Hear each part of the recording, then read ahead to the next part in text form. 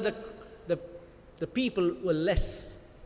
And gradually, when Muhammad sallallahu alaihi wasallam came, when the Quran was revealed, it was for the entire humanity. So when your Christian brother or a friend asks you this question, why this last messenger, you can just explain to him, why do you need another messenger, for what purpose? Take the case of cloning. For example, we do not know whether Islam allows cloning or not. But the basic principle is there in the glorious Quran regarding liquor.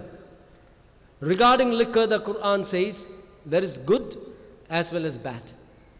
If bad is more, liquor is prohibited because evil is more than good. That's the principle. Whether it's regarding cloning or anything, you can adopt this method. Now come to the question of the directions and commands. It's relevant for all generations till the end of humanity. The worship one and only Creator. We are seeing a lot of people who they act as if they are God's men. They have got divine powers, exploit the people. The Quran says, worship the one and only Creator. Is not that relevant? The Quran says, worship Him and Him alone. That is relevant for all times. Then Quran says, if you do good deeds, you'll get a reward. And if you do sins, you'll get punishment. That is relevant. Regarding the other faiths, you can just simply say that I believe. Quran says no. You cannot attain salvation on that basis. To attain salvation, you should have faith. On the basis of faith, you have to do a lot of good deeds and refrain from committing sins. And what are those good deeds? Worship one and only Creator, pray to Him and Him alone, accept the prophets, obey the commands. You should pray, you should give charity, you should give zadaqah, you should not kill innocent people, you should not commit adultery, you should not involve in homosexual and lesbian relations, you should not cheat, you should not gamble, you should not bribe, you should not speak ill about women, you should not be arrogant, you should not exploit natural resources, you should only hunt animals only for food, you should not do cruelty towards animals, and lots of things. You should love, respect and obey parents, you should not be neglectful of them, you should look after your children properly, guide them in the true moral path, you should honor agreements. And each and every aspect, what the Quran has said, has got relevance. Regarding the racial problem, all human beings are one. You are judged on the basis of the good deeds you do.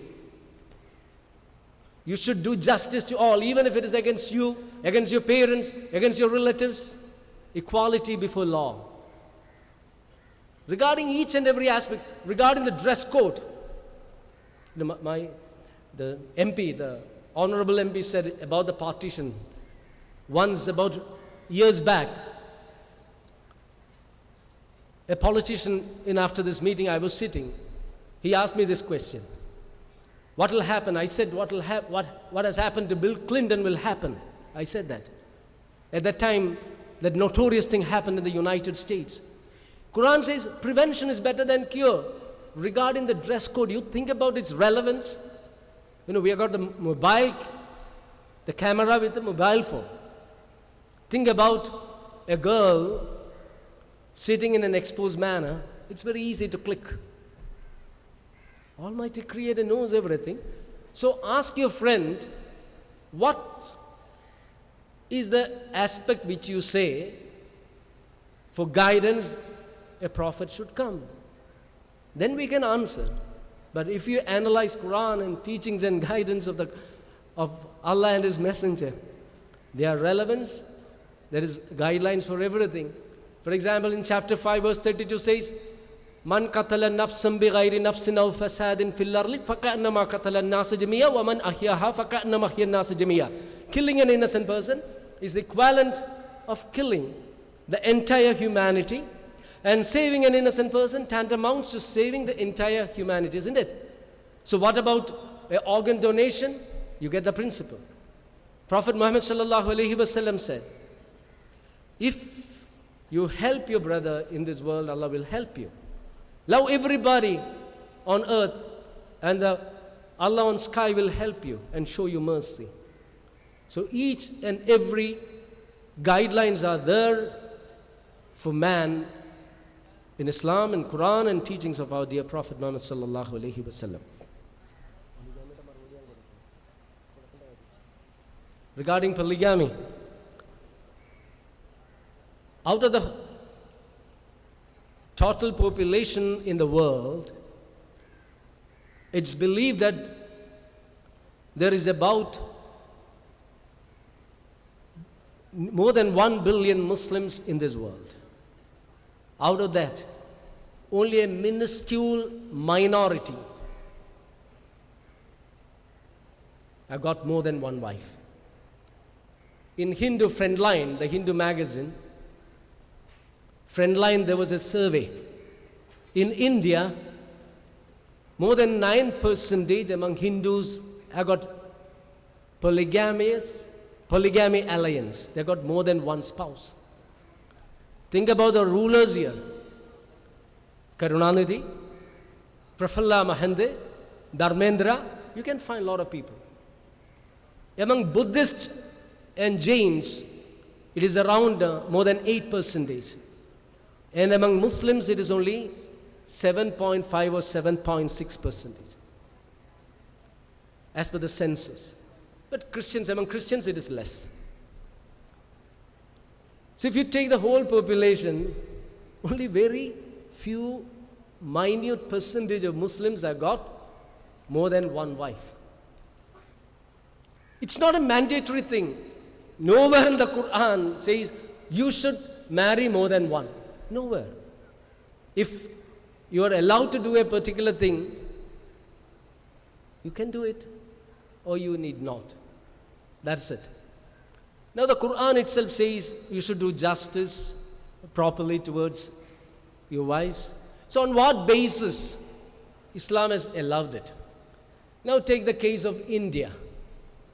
Do you know one thing? In India, there are millions of women who cannot find a husband. Do you know that? You just look around your family.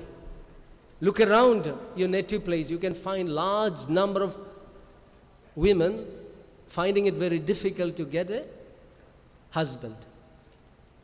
And you must have read in newspapers about accidents. In one accident, a husband dies, leaving his widow with 4 or 5 children. You know what happens in Kerala? There are a lot of orphanages. If the wife cannot financially support them, these children are sent to different orphanages.